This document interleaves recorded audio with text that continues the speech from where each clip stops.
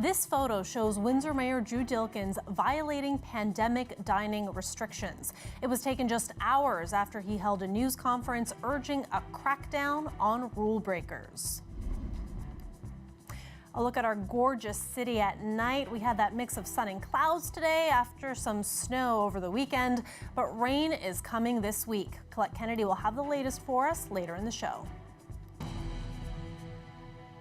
Good evening, I'm Katerina Georgieva. Chris is off. The largest school outbreak in the entire province is happening right here in Windsor.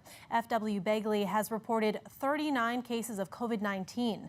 It's resulted in a complete closure of the school and the testing of more than 470 people, both staff and students. With more, I'm joined live now by the CBC's Sanjay Maru. Sanjay, what more do we know about these cases? Well, today, Katerina, we heard from the health unit who said this region is, quote, in bad shape. And the outbreak here at FW Begley, one of the biggest reasons why. Health officials saying today the index case, the first case at this school, believed to be a staff member, but the majority of the remaining cases said to be in the majority students ages 10 to 13. Let's break down the rest of these 39 cases. Now, 29 students have tested positive, along with 8 staff members. 2 more students also considered probable cases, and that's again 8 staff members who tested positive. Now, the health unit says the first case, again a staff member, showed symptoms on November 8th. 1 week later, that's when the first test took place. It resulted in the school being closed just 2 days later. By then, 3 cases reported.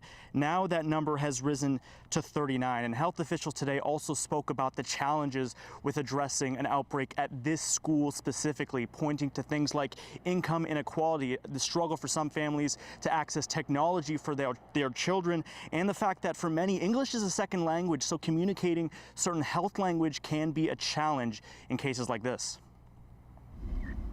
Understanding the health literacy piece from the screening perspective, ensuring that they are providing all the right education to their children. So there are a lot of issues there that has always been there. But I think because of the spread, it is just now showing more and more evident in terms of how some of these families are impacted more than the others. Now, Sanjay, what exactly is the school board doing to address this outbreak?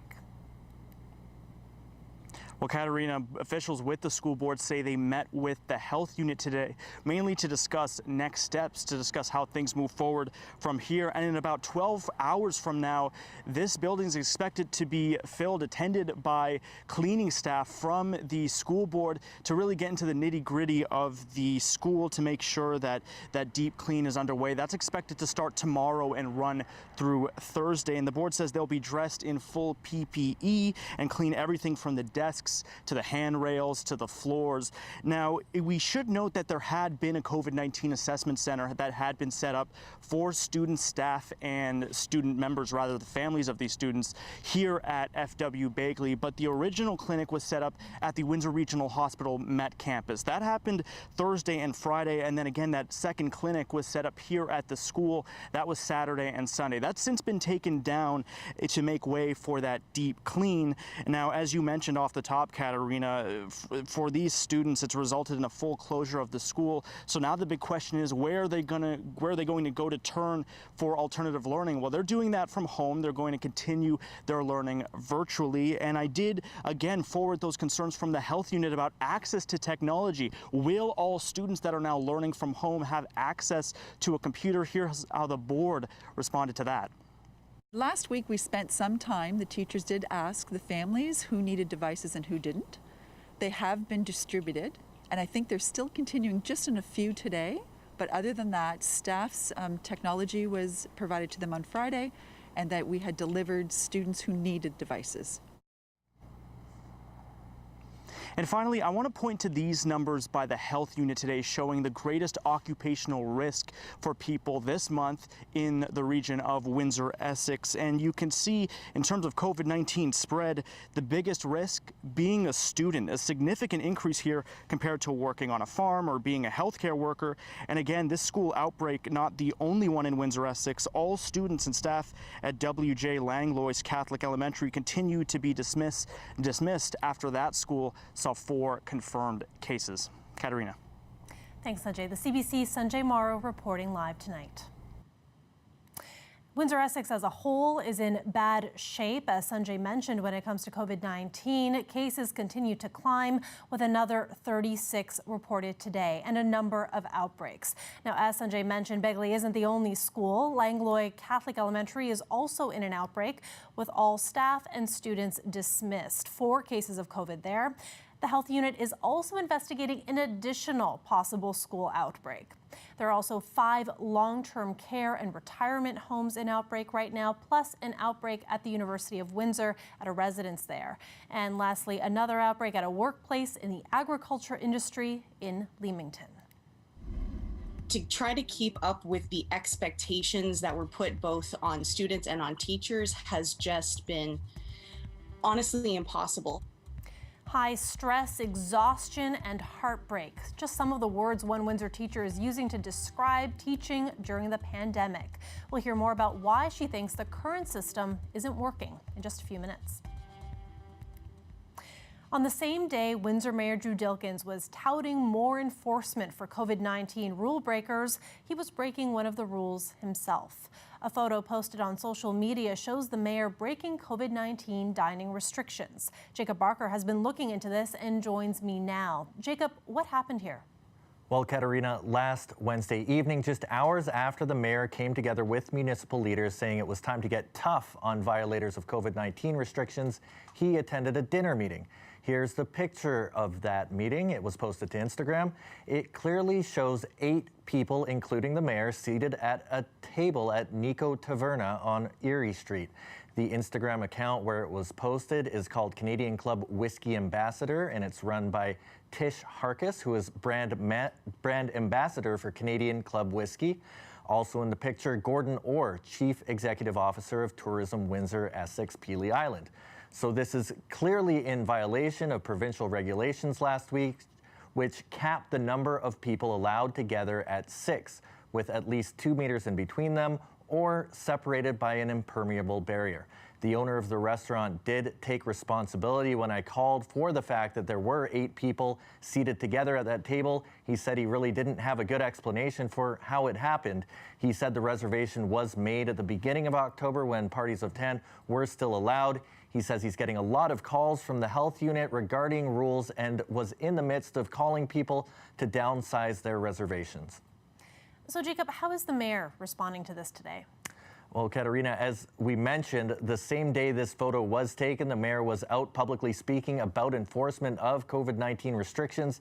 He was gathering with other mayors talking about getting tough on those who flout the rules. Today, he and others seated at that table took responsibility for breaking the rules. Certainly was an unfortunate error on my part. It should not have occurred. And as mayor, I have a responsibility to lead by example and to showcase to all in our region that we need to follow all of the restrictions and guidelines to the letter. Residents need to know that actions have consequences. And while I have not been issued a ticket or a bylaw infraction, I will be making a donation of an equivalent value to the Windsor Goodfellows, an organization that you know that works diligently to support those in need at all times, including during the global pandemic. So the equivalent cost of one of those tickets is $750. The mayor's office says both Gordon Orr and Tish Harkis will also be making a donation. We contacted both of them for further comment, but did not hear back. Also worth noting, those restrictions are even stricter now with the change to orange. The cap on people dining at 1 table has now gone down to 4. Kat? Thanks, Jacob. The CBC's Jacob Barker reporting in studio for us. The Ford government has named a former chief of the defense staff to lead its COVID-19 vaccine task force. Retired General Rick Hillier will chair the vaccination campaign, which the premier says will require military precision. Our Queen's Park reporter Mike Crawley has the details.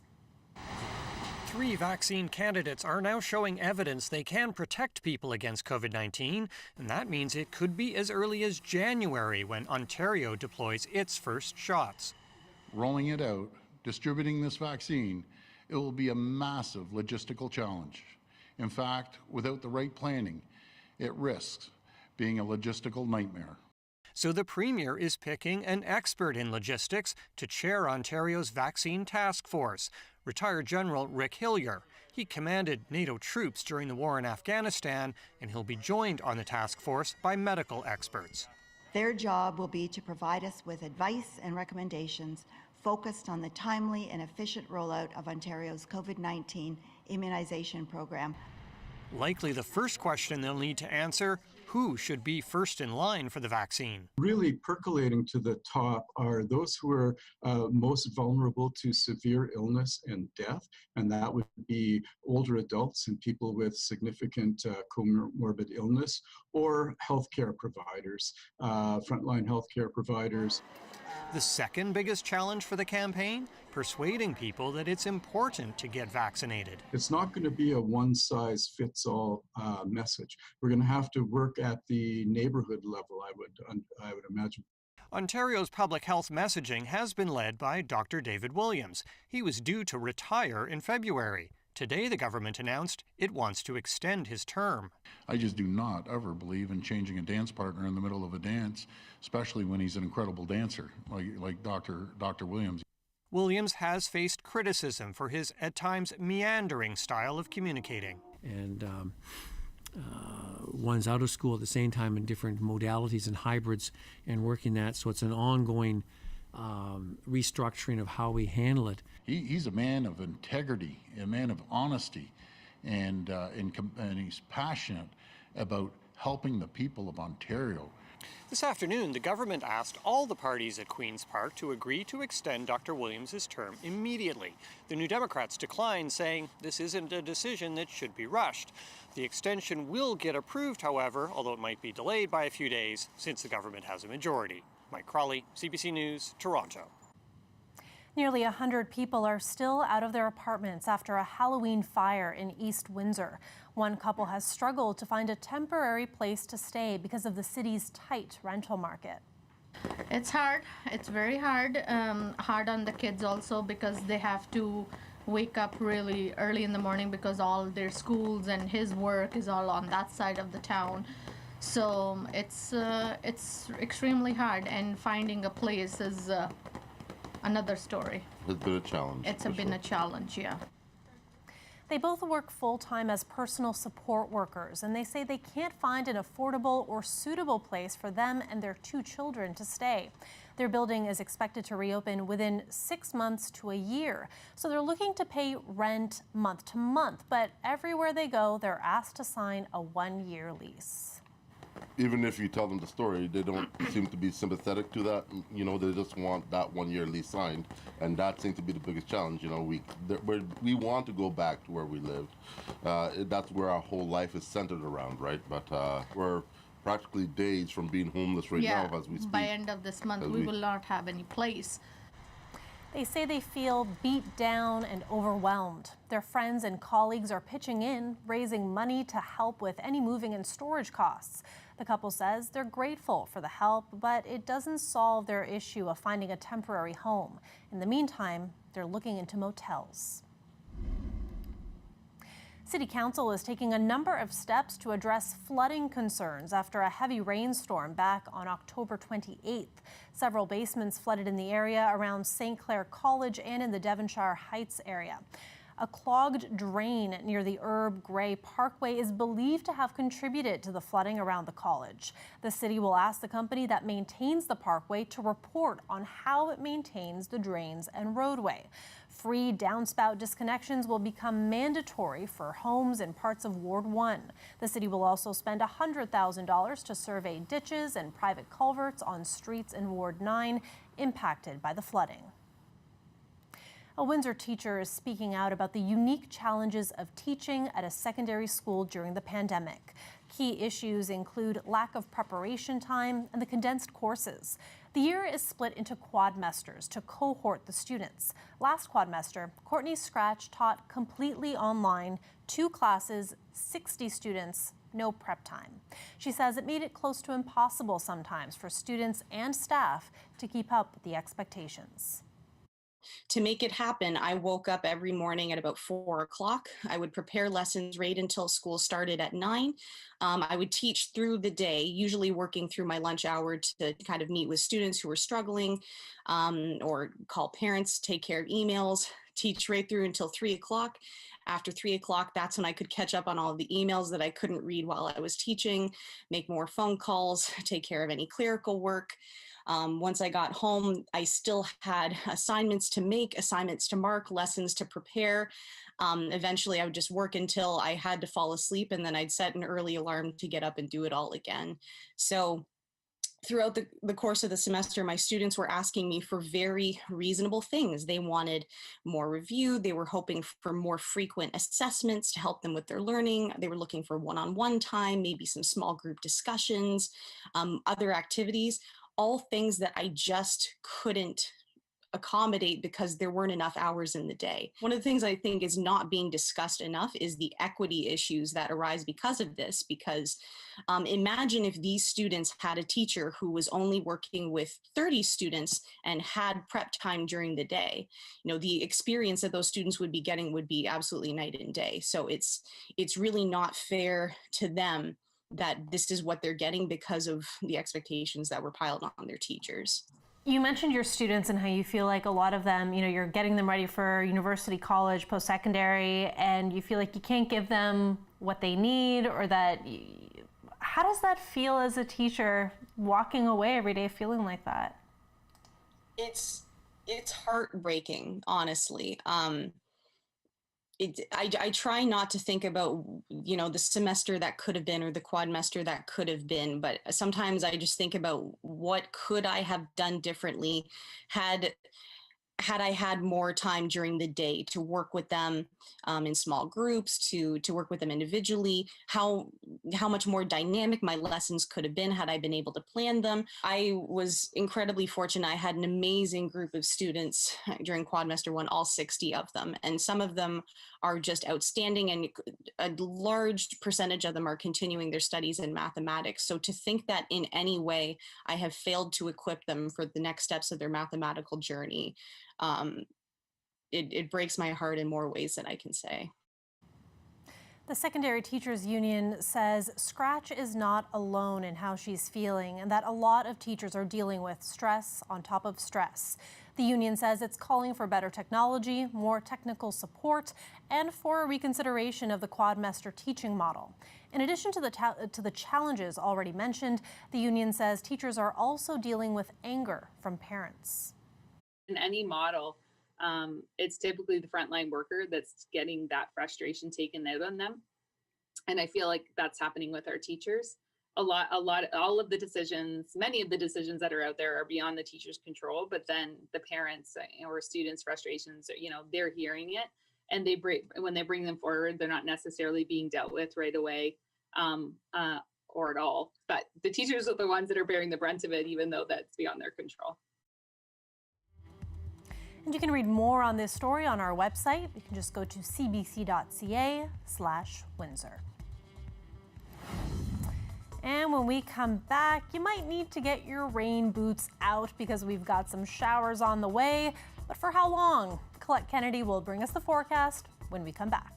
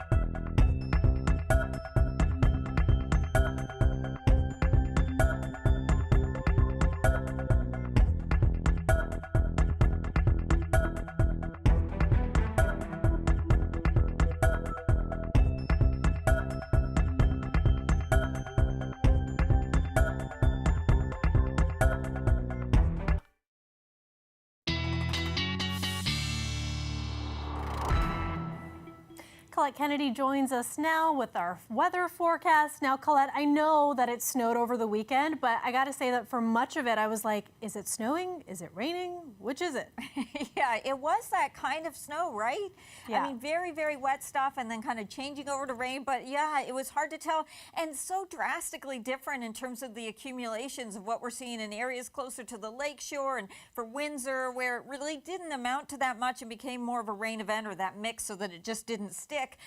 Versus somewhere like over towards Brampton, Ontario, where it was 20, almost 5 centimeters, 25. Kitchener, over 20.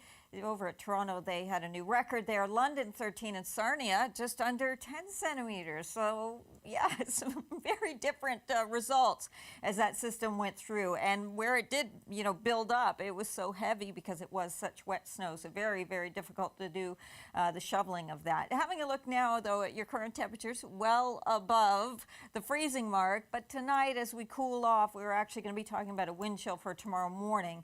And we've got kind of a cool period to go through, but it's a short-lived one. And then our temperatures are going above seasonal once again. You can see a little bit of lake effect again, just because of the winds coming off of Lake Huron, but drier conditions back here towards southwestern Ontario. We've got high pressure that kind of noses in. It gives us a bit of clearing, but that's partly what's short-lived as well, because the next system is going to be knocking on our door as soon as tomorrow. The cloud cover will start coming in, but then the precipitation is actually going to begin into the afternoon hours. So by late afternoon, I do anticipate, because of the temperatures, I expect it to be rain showers, but there could be a few moments where you get a bit of that mix again, where it's almost like that sleet through here. But primarily it should be rain, especially all along the North Shore here of Lake Erie. A very different story over towards the Dundalk Highlands, where they may pick up another 5 to 10 centimeters of snow as this works its way through. There'll be a dry slot in between as it goes through into Wednesday. Then it becomes primarily more of a rain event, so additional rainfall coming through. So a couple of wet, soggy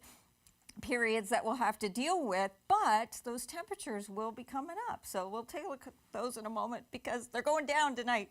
-6, feeling like -8. The winds are going to kind of shift direction for us for tomorrow, so becoming southeasterly. So you can see those readings and why I'm going with rain as this works its way through, and quite a bit of that cloud cover thickening up further towards the northeast as it comes in. But look at the temperatures for Wednesday, 8, and we may just get to double digits on Thursday, and still holding in there, hanging in there into Friday with temperatures just a little bit above seasonal.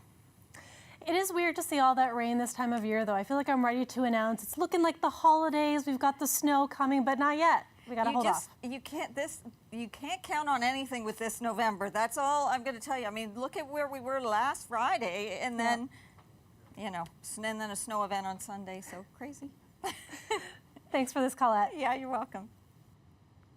When we come back, we'll tell you about how the City of Windsor is hoping to launch a project to keep local wildlife safe from traffic. That story is coming up next.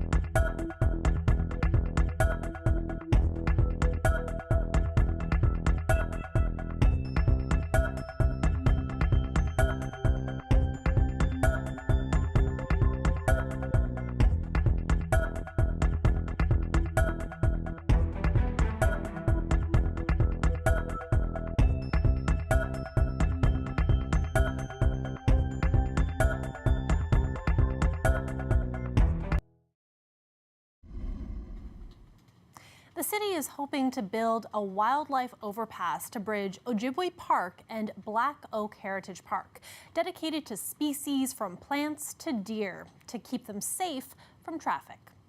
And, we have a lot of very unique insect species that are present in the Windsor area that use those types of prairie ecosystems. Insects could utilize an overpass, insects wouldn't utilize an underpass.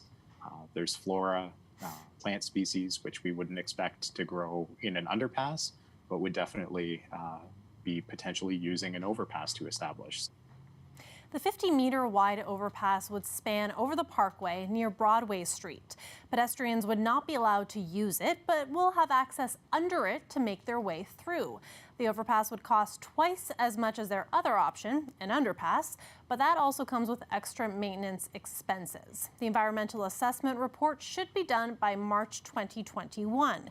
After that, it comes down to getting the funding to complete the project.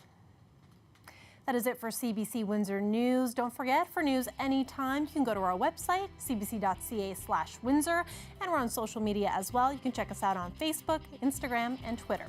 The Rick Mercer Report is up next. Have a great night.